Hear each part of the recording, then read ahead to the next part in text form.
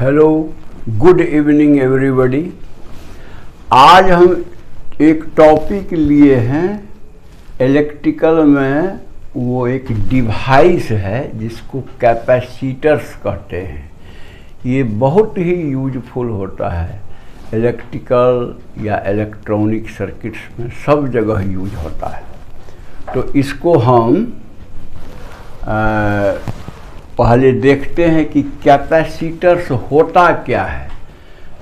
Actually दो insulated conductor जिस पर इक्वल एंड अपोजिट चार्ज हो, मान लीजिए इस पर -Q है तो इस पर +Q, और बहुत नज़दीक में रखा हुआ हो तो बन गया कैपेसिटर। यानी इंसुलेटेड दो ठो कंडक्टर होना चाहिए जिस पर चार्ज इक्वल एंड अपोजिट बराबर चार्ज होना चाहिए, और दोनों कंडक्टर को एकदम नज़दीक में रख दीजिए, टच नहीं हो, नज़दीक में रख दीजिए, तो ये ही कैपेसिटर बन गया।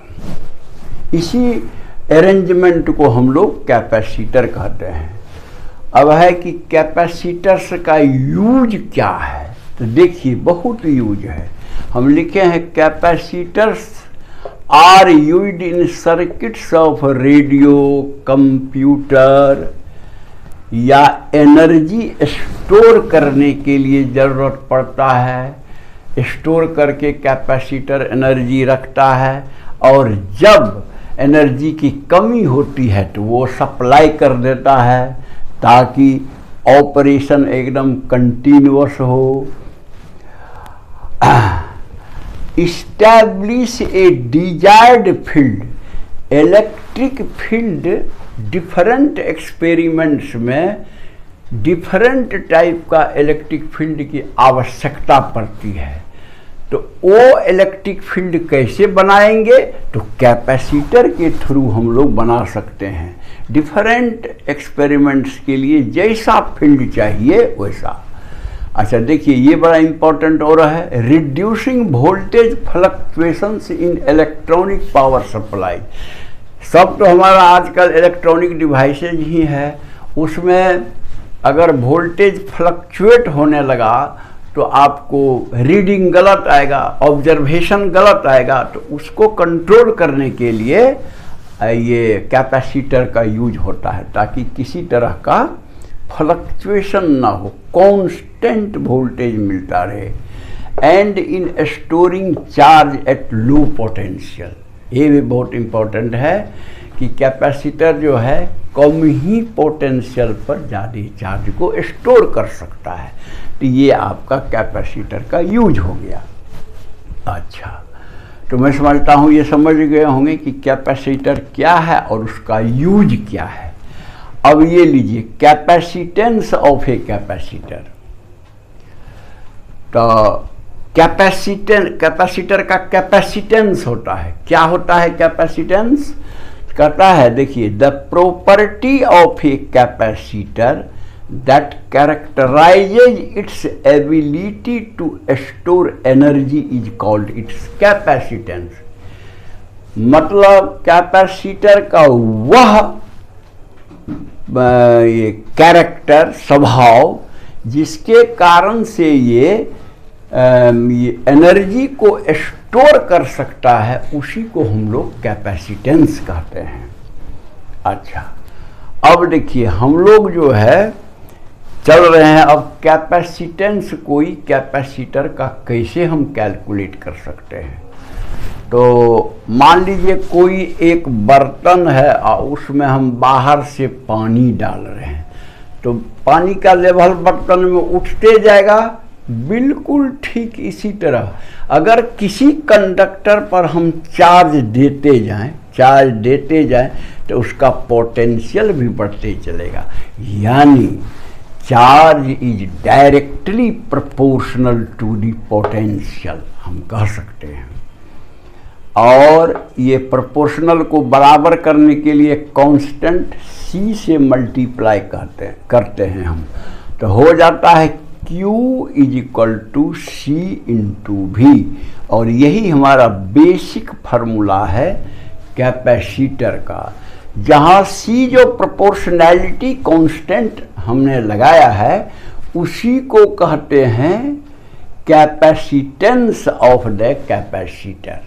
वो जो प्रोपोर्शनैलिटी कांस्टेंट C है बराबर करने के लिए, उसी को हम लोग कहते हैं कैपेसिटेंस कैपेसिटर का।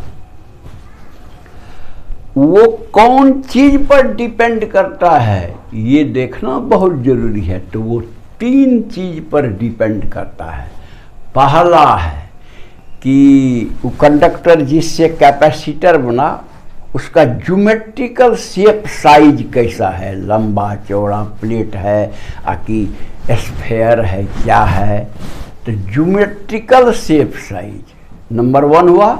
और दूसरा हुआ कि किस माने वो मीडियम में रखा हुआ है, वैक्यूम है या एयर है या कोई और मीडियम है, उस पर भी उसका कैपेसिटेंस डिपेंड करेगा।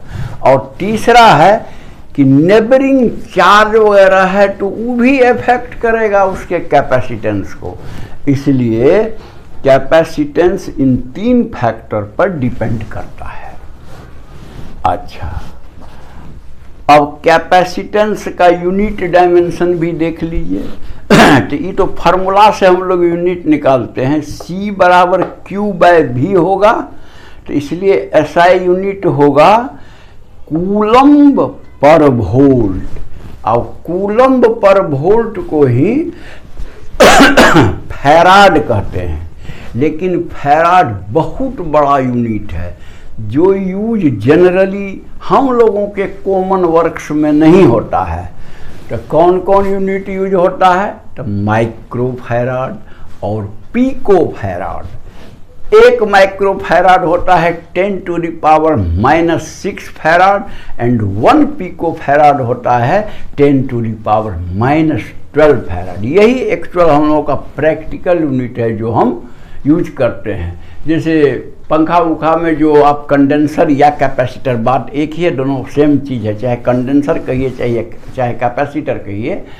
तो उसमें मान लीजिए 3 या 4 या 2.5 या 2.25 माइक्रोफैराड का कंडेंसर लगा होता है। यानी जनरल यूज जो है हम लोगों का माइक्रोफैराड या पिकोफैराड में ही होता है, ऐसा समझिए। अच्छा, अब है कि डायमेंशन क्या है। तो डायमेंशन तो हम लोग यूनिट जो निकाले कूलम्ब पर वोल्ट, उसी के हिसाब से कूलम्ब डिवाइडेड बाय वोल्ट। तो कूलम्ब का A × T होता है, अब वोल्ट का होता है mL²T⁻³ A⁻⁻1। इसको सॉल्व कर लीजिए, सबको ऊपर लेके चले जाइए तो आ जाएगा m⁻⁻1 L⁻⁻1 T⁻⁴ T मैंने टाइम, I मैंने एम्पियर करंट, A⁻²। तो यही डायमेंशन है। याद रखिएगा, कभी कभी एग्जाम में पूछ देता है ये डायमेंशन किस फिजिकल क्वांटिटी का है, इसलिए थोड़ा इस सबको ध्यान में रखना है। CGS यूनिट जो होता है वो स्टैट फैराड होता है। कभी कभी पूछ सकता है कि कैपेसिटर का CGS यूनिट क्या है। तो स्टैट फैराड, जहाँ की 1 farad equal to 9 × 10⁻11 statfarad होता है। यानी देखिए, स्टैट फैराड से बहुत ज़्यादा बड़ा आपको फैराड है 10⁻11, यानी ये करीब समझिए 10⁻12 है। यानी पिको फैराड के करीब करीब बराबर है, ऐसा समझिए। तो मैं समझता हूँ ये सिंपल ये टॉपिक जो है आप समझ गए होंगे।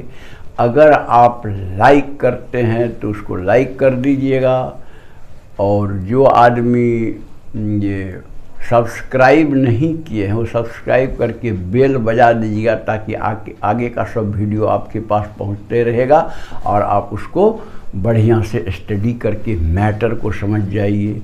और दूसरे की मदद भी करनी है, दूसरा अपना कलीग या फ्रेंड या जो भी रिलेटिव वगैरह में है, तो आप उसको व्हाट्सएप वगैरह से उसको स्प्रेड कर दीजिए ताकि उन लोगों को भी फायदा मिले।